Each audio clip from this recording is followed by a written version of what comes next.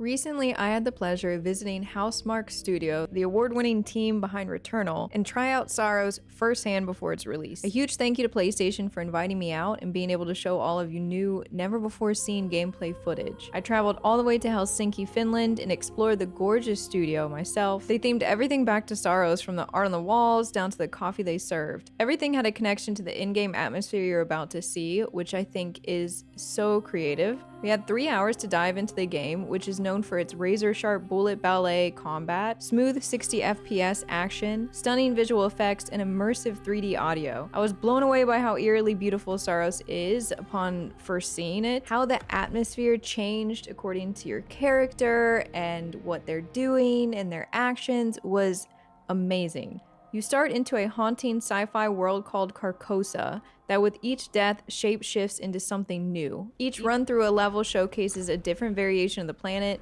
unlocking new lore and experiences. For me, I really love this aspect because being new to the bullet ballet genre, I died a lot. And when I say I died a lot, I mean I died a lot. Every death makes you stronger though, which causes you to gain new abilities and levels, as well as gives more depth to the characters around you. You make permanent progression as well, so it's challenging but very fair. If you want more of this story, death almost feels like a necessity. If you're the kind of player that's striving to know what's going on, to feel the emotional weight of things, to search every corner, nook, and cranny, you're definitely gonna wanna die, so maybe count that as a good thing. You play as Arjun, who searched for Nitya through lifetimes of loss, love, and redemption, bring you to this planet along with your job as a Solitary Forcer.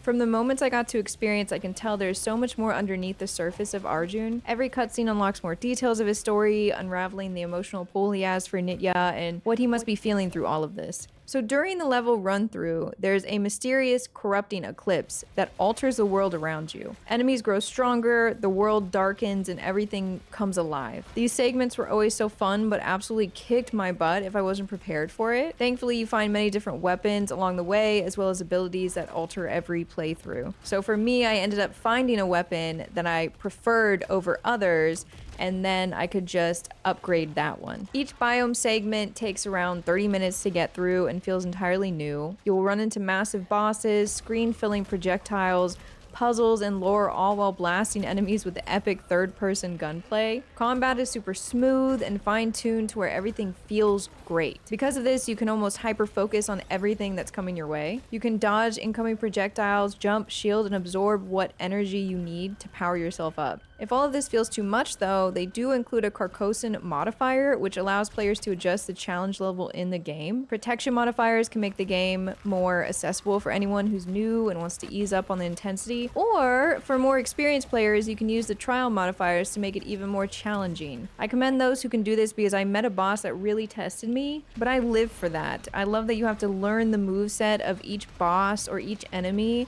before you can get anywhere.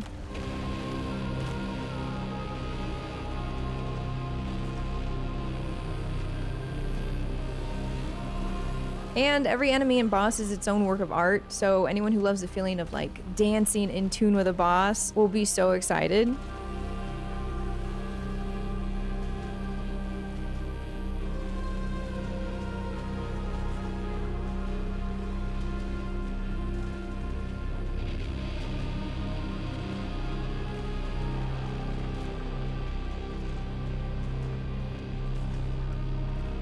SAROS is such a beautiful, eerie, and emotional game. Housemarque stepped it up with the functionality of the mechanics, the graphics, the immersive depth of the atmosphere and characters, and fine-tune the combat so anyone can play and enjoy it for themselves. I'm excited to see how Arjun's story unfolds. Will we find who he's looking for? What past will we unfold?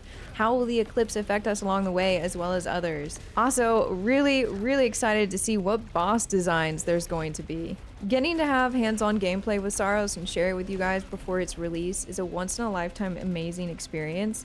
As always, I'm so incredibly grateful to my community for all their support, which puts me in the position to continue to do what I love and show you guys new behind-the-scenes footage and information. SAROS is coming to PlayStation on April 30th. If you want to check out SAROS for yourself, click the link in the description below.